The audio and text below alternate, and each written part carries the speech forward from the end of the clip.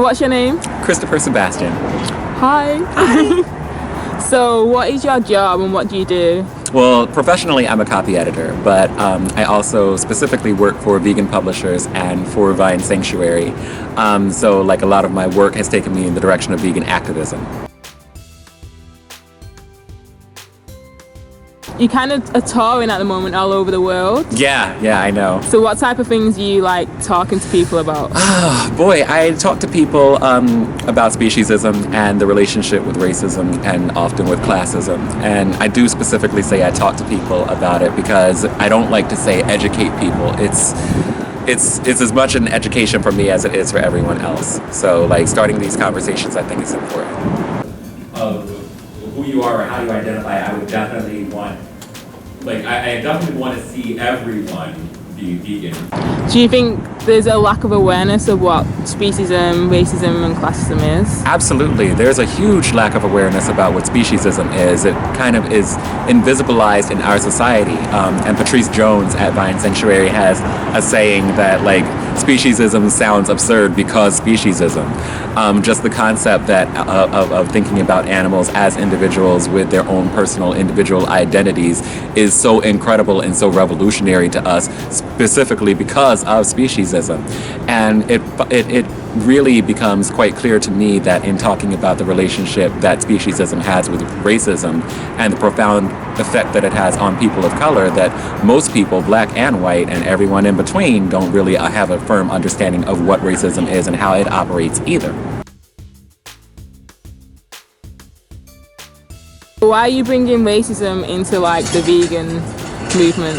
I think that there's already specifically racism in the vegan movement, but we don't like to talk about it. We don't like to talk about things that are uncomfortable. We want our justice to be black and white, which ironically, black and white, but we want everything to be very simple, and it's not as simple as we imagine it to be. The mainstream vegan community is a very specific space that centers that centers speciesism and the conversations around it in a very singular lens, and it is specifically a white lens because whiteness is a template through which we operate in Western society. And for racial and species solidarity, I think it's important that everyone go vegan. It's incumbent upon us as activists to create accessibility around veganism. How's people reacted to you? With the understanding that racism and race conversations are already prevalent in the community, people react in a variety of ways. Most people are surprised to observe how it operates and how it has operated. Most people respond, or in my experience, most people have responded in a very positive fashion. But as with everything, there are people that that don't really understand the connection, that don't understand that that our human identities also have kind of created these otherized identities as well. Then there's a distinct tendency to kind of otherize and animalize blackness in a very real and measurable way. And people don't understand that racial oppression and animal oppression don't exist in opposition of one another and are not completely separate to one another, but they're very that they are born on one another in a very layered and nuanced fashion.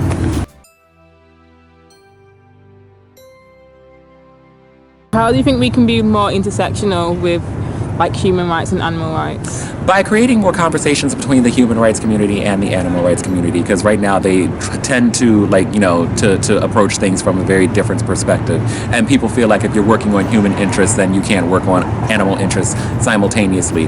And we've also heard this narrative that people who care about animals don't care about humans, when animal oppression directly influences human oppression and vice versa. Do you think there's a different experience of being a black vegan compared to being a white vegan? Oh God, that's a whole conversation into itself. There is definitely a very huge difference in being a black vegan and then in being a white vegan. When you're in a white vegan space, you you operate again through that lens of whiteness that we kind of look at as the template in our society. But when you're a black vegan, you have several intersecting identities that are always in conflict with one another, and you try to interact with people within your black community and explain to them why speciesism is relevant to them, why it's important to examine in like trying to unpack our own oppression. And you have pushback because people feel like animal rights and veganism, that's such a white elitist thing, and it's not. Like, it's important to, like, you know, to encourage people to decolonize that space and look at why it's important to them. And then you have people in the animal rights community that you're also pushing back against as well, because you're trying to help people understand that this is a very unwelcoming space for people of color, and they just dismiss it and say, no, it's not. You know, everybody can be vegan, everybody can be an animal rights activist, except no. Like, that's not the way that it presents, and, like, it is a space that, like, you know, that has really kind of existed in an exclusionary fashion, and we have a tendency to not really help people to understand why it's important for them. And so, like, you know, you do have these conflicting identities, and you do have these conflicting approaches, and, you know, these two very different communities that you want to bring together in a very, like, you know, in a cooperative fashion, and people are very resistant to it. No one wants to unpack their speciesism, and, like, you know, when you enter into primarily white spaces, nobody wants to unpack their racism and examine why some of their actions are distinctly racist, and in some cases sexist, you know, or in some cases homo-antagonistic. And so, like, you know, when you do exist in this space and you are trying to bring together different communities, it is an inherently difficult task. So through your work, you've had a lot of resistance from the vegan community, and it's been draining sometimes, I'm assuming. So, like, how do you manage, like, how do you look after yourself emotionally and mentally? Oh, wow, the self-care conversation. It is extremely difficult to manage self-care, because you have so many different narratives around self-care, and a lot of the conversations that we have around self-care when you're doing any type of activism or social justice work is very white. And so, like, I don't, you know, when I talk to people, like when I have conversations with people, particularly like white activists, they approach it from like a space of, like, you know, oh, do yoga and meditation, and again, those are activities that have been somewhat appropriated and co-opted through whiteness, and, like, you know, and those are spaces that don't feel like, you know, automatically welcoming to people of color, and, like, you know, and it also assumes a level of access that, like, you know, that people have across the board that isn't necessarily there. For me, self-care ends up being in finding community, in finding other people who have like ideas and being able to have conversations with them. Self-care manifests itself through, like, making sure that I get plenty of rest. You know, self-care means understanding when it's time to actually stop doing research, when it's time to actually stop doing work, and stop it. And I also tell people self-care is, like, if you have the capacity to do so, find yourself a sanctuary. And, like, a physical, like, emotional sanctuary, but I mean an animal sanctuary, because for me, like, there is nothing more healing than actually interacting with those that you're fighting for, and they are definitely refugees from the industries that we're trying to dismantle.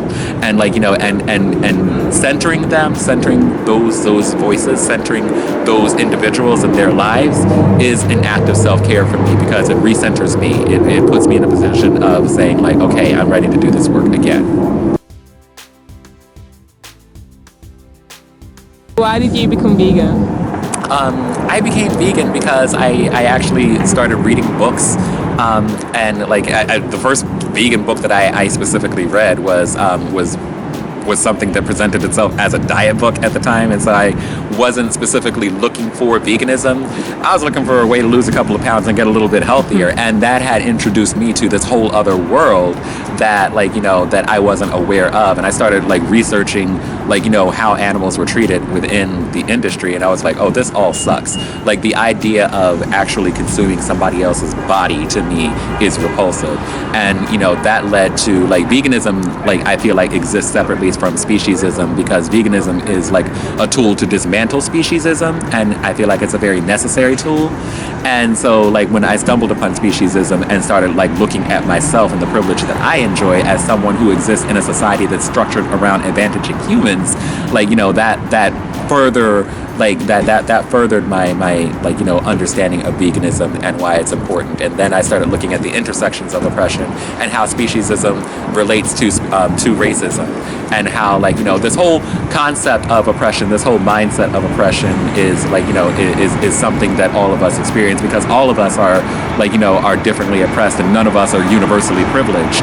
But, you know, there are definitely those of us who have more privilege in society that, like, you know, that we need to use in order to make space for others. And animals need as much space as they can get, because we've systematically taken it away from them in every capacity that we possibly can, and denied their individual identities.